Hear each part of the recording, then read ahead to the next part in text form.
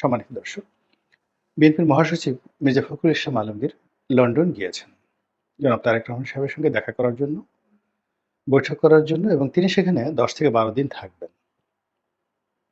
এবং দলীয় বিভিন্ন বিষয়াদি নিয়ে, রাজনীতি নিয়ে তিনি তার যে সুপ্রিম কমান্ডার বা সুপ্রিম নেতা, সর্বোচ্চ নেতা, তার মতামত পরামর্শ নিয়ে পরবর্তীতে তিনি বাংলাদেশে আসবেন। এইরকম খবর প্রায় সকল জাতীয় দৈনিক, তারপরে টেলিভিশনগুলো খুব গুরুত্ব সহকারে প্রচার করছে। এবং বাংলাদেশের যে এখন সাম্প্রতিক অবস্থা, এখানে সমস্যাগুলোর কথা আগে একবার চিন্তা করুন। প্রথম সমস্যা হলো যে বিএনপির সঙ্গে জামাতের যে সম্পর্ক, এই সম্পর্কটি এখন একেবারে তলানিতে, ক্ষেত্র বিশেষে শত্রুতার পর্যায়ে চলে গিয়েছে।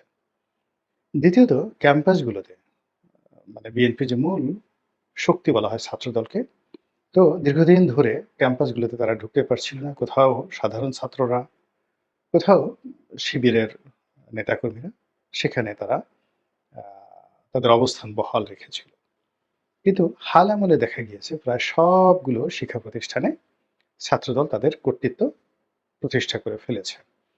এবং এই কর্তৃত্ব প্রতিষ্ঠা করার কারণে সমন্বয়ক যারা আছেন তাদের মধ্যে এক ধরনের হতাশা দেখা দিয়েছে, শিবিরের মধ্যে হতাশা দেখা দিয়েছে। এবং এই যে শিবির এবং সমন্বয়ক এবং নেপথ্যে ছাত্রলীগ আর ছাত্রদল, এটি নিয়ে শিক্ষাঙ্গনে যে কোনো সময়ে যে কোনো অপ্রীতিকর ঘটনা ঘটতে পারে, এরকম একটা আশঙ্কা রয়ে গেছে। এরপর যেটা দেখা যাচ্ছে সেটা হলো রাজপথের ছোট ছোট দলগুলো একেবারে অনুল্লেখ্য। যেমন দেখা গেল আওয়ামী লীগের ১৪ দল, বিএনপির ১৯ দল বা ২০ দল। তো এরকম ২০ দলের মধ্যে, ১৯ দলের মধ্যে সব মিলিয়ে যদি আপনি বাংলাদেশে ৫০ থেকে ৬০টি দলের নাম বলেন আপনি, যারা জোট করেছে, এরশাদের সাথে তো প্রায় ১০০টার মতো দল ছিল। তা আপনি কয়জনকে চেনেন?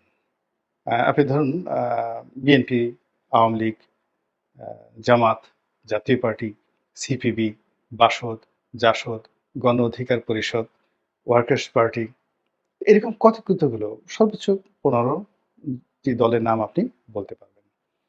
আর বাকিগুলো হলো সেই এমন দল, সেই দলের নেতাদেরকে আমরা চিনি না, আর দলের নামও আমরা পত্রপত্রিকা আসলে ওইভাবে পড়ি না। বিএনপির একজন নেতা সালাউদ্দিন আহমেদ, শিক্ষিত, মার্জিত, বেশ জনপ্রিয় তার এলাকাতে, এবং তিনি বিখ্যাত হয়েছেন এই কারণে যে তাকে শেখ হাসিনার জমানাতে তাকে গুম করার চেষ্টা করা হচ্ছিল এবং তাকে পুশ আউট করা হয়েছে, অর্থাৎ বাংলাদেশ থেকে জোরপূর্বক তাকে ভারতের শিলংয়ে পাঠিয়ে দেওয়া হয়েছে, এবং তিনি দীর্ঘদিন ভারতে নির্বাসিত ছিলেন এবং সেখান থেকে বাংলাদেশে এসেছেন। তো তিনি জনাব তারেক রহমান সাহেবের খুবই প্রিয়, এবং তিনি এই দলটির মহাসচিব হচ্ছেন বা তিনি ডিফ্যাক্টো মহাসচিব, এরকম একটি কথাবার্তা বিএনপির মধ্যে দীর্ঘদিন ধরে আলোচনা হচ্ছে।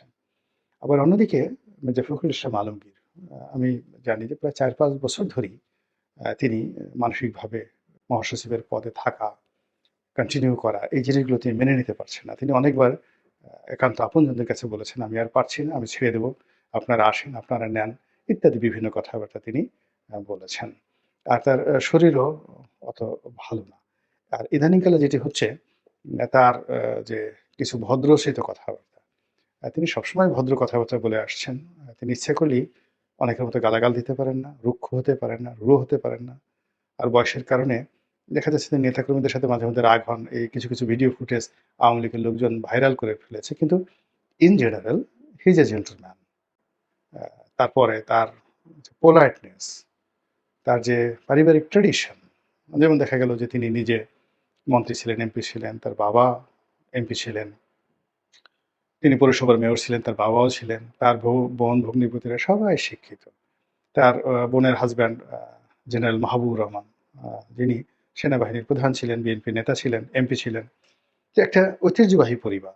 তো সেই পরিবার তো বেসিক্যালি অন্য যারা রাস্তার লোকজন আছেন তাদের মতো অশ্লীল শব্দ তারা ব্যবহার করতে পারবে না, গালাগাল দিতে পারবে না। কিন্তু এখন আমাদের দেশের যে অবস্থা হয়ে গেছে যে আপনাকে যদি নেতা হতে হয় তাহলে আপনাকে সেফায়েতুল্লাহ সেফুদার মতো গালাগাল করতে হবে।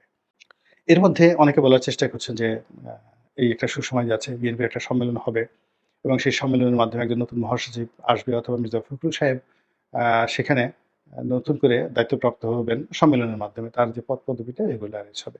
তো এরকম অসংখ্য অন্ততপক্ষে মোর দ্যান হান্ড্রেডস ইস্যু রয়েছে দলীয়, অভ্যন্তরীণ এবং আন্তর্জাতিক যে বিষয়গুলো নিয়ে জনাব তারেক রহমান সাহেবের সঙ্গে তার বৈঠক হওয়ার কথা রয়েছে এবং এজন্য তিনি লন্ডনে গিয়েছেন।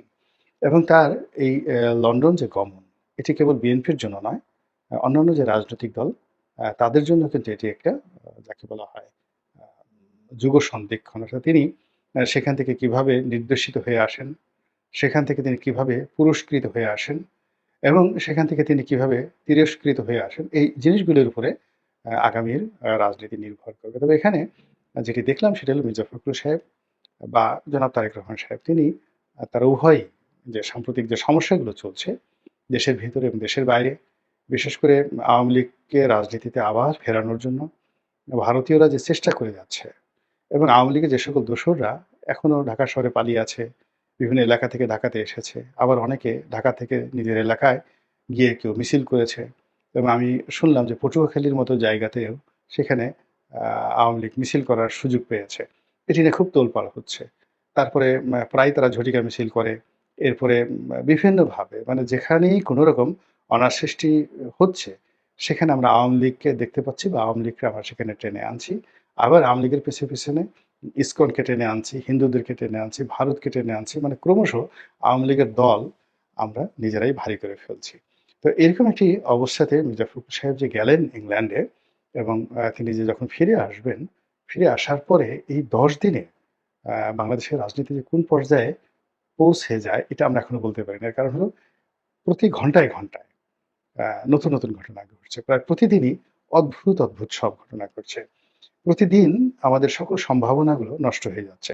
তো যেটা বলছিলাম যে এই সময়ের মধ্যে এই ১০ দিনে বাংলাদেশের অনেক কিছু ঘটতে পারে।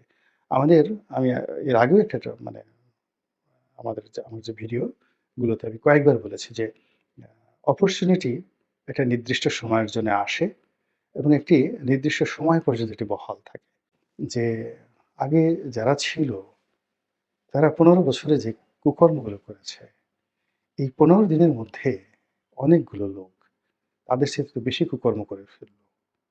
তো তারা এত দ্রুত এই কুকর্মগুলো করল, আগামীতে যদি তারা ১৫ বছর সময় পায়, তাহলে তো আমাদের পিঠের চামড়া থাকবে না। তাহলে মানুষ কি করছে? তাদেরকে আর বিশ্বাস করতে পারছে না। এর ফলে কি হলো যে অনেকের দেখবেন আমাদের বড় নেতা যারা আছে, তারা তো এই জিনিসগুলো বুঝতে পারেন। বুঝতে পারার কারণে তারা এখন এলোমেলো কথাবার্তা বলছেন।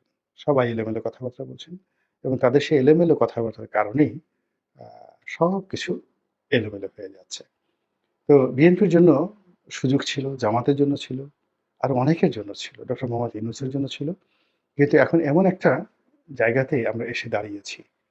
এখান থেকে সম্ভাবনার পথে এগুনো বা এই বর্তমান পরিস্থিতিটিকে ইতিবাচক পরিস্থিতিতে রূপান্তরিত করা, মানুষের মনে আশা জাগানো এবং যে আওয়ামী বর্জ্যে আমাদের শরীর আমরা কলঙ্কিত করেছি, মনকে কলঙ্কিত করেছি, লিপ্সাকে কলঙ্কিত করেছি, জিহ্বাকে কলঙ্কিত করেছি। সেখানে পুত পবিত্রতা আনাটা অসম্ভব ব্যাপার। তাহলে কি হবে? শেখ হাসিনার যা হয়েছে তাই হবে। অর্থাৎ শেখ হাসিনা এবং আওয়ামী লীগের লোকজন এই কুকর্ম করতে এমন একটা জায়গাতে ছিলেন যে তাদের তওবা করার আর কোনো সুযোগ ছিল না। ফিরে আসার কোনো সুযোগ ছিল না। তাদেরকে পরিণতি ভোগ করতে হয়।